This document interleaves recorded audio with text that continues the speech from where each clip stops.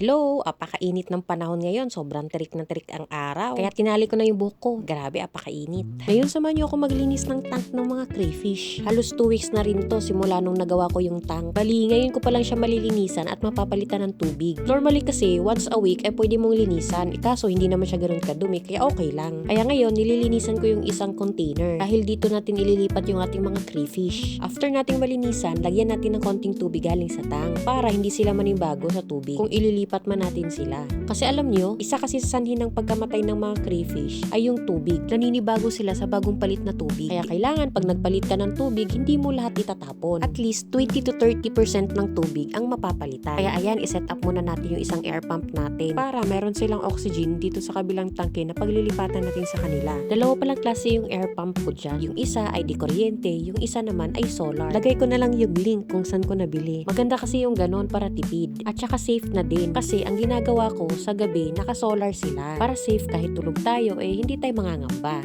Para iwas sa short circuit at sunog. So ngayon, ito na muna unang kinuha ko yung filter. Sa isang tank kasi, mainam talaga na may filter ka. Para habang nagsisirculate yung tubig, nasasala naman niya yung dumi. Kaya di ka magpapalit agad ng tubig o kaya maglilinis. Kaya kailangan meron kang aquatic filter, aquatic rocks, kahit ano. Yung nilagay ko kasi dito ay yung Bacurol Rock biological filter. Nagbibigay din to ng oxygen. Tapos meron din akong activated charcoal. I-remove niya yung impurities at pinupurify yung quality ng tubig. At lastly, yung sponge. Madali lang naman gumawa ng filter. Kahit nga mga lumang baonan or tray na hindi na magamit, abay pwede nating i-DIY yan. Kaya ayan, okay na. Assemble natin ulit.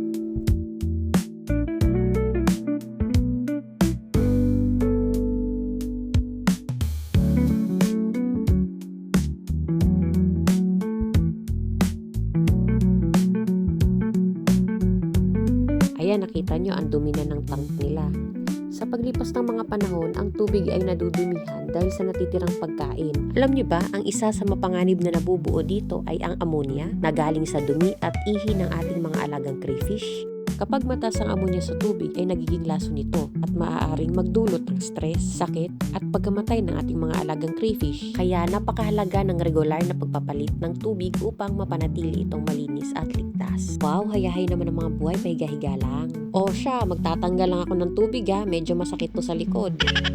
Fast forward natin, pagkayari ko matanggalan ng tubig at malinisan yung tank, iset up na natin ulit. Syempre, yung ibang tubig nila ay hindi natin tinapon. Kumbaga, yun pa rin yung tubig nila, magbabawas lang tayo ng konti at papalitan natin ng panibago. Pero dapat, yung tubig na ipapalit natin ay at least yung nakastock ng 2 to 3 days. Lalo na pag ang tubig ninyo ay galing sa gripo, meron kasi yung content ng chlorine. Kasi din to sa rason kung bakit nga namamatay ang ating mga crayfish. Ito ay nagbibigay ng stress.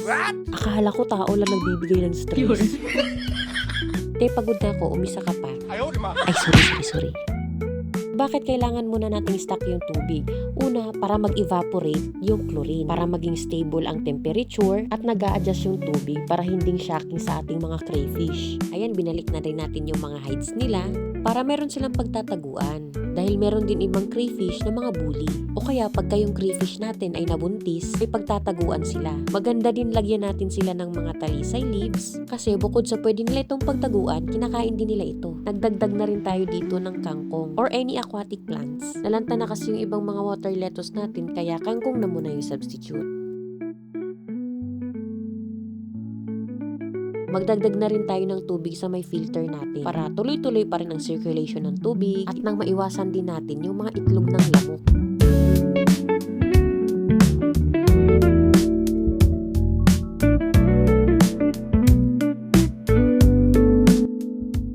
Ayan, tapos na tayo. Nakakapagod lang kasi masakit sa likod. Halos 3 oras din yung paglilinis natin. Kaya hanggang dito na lang.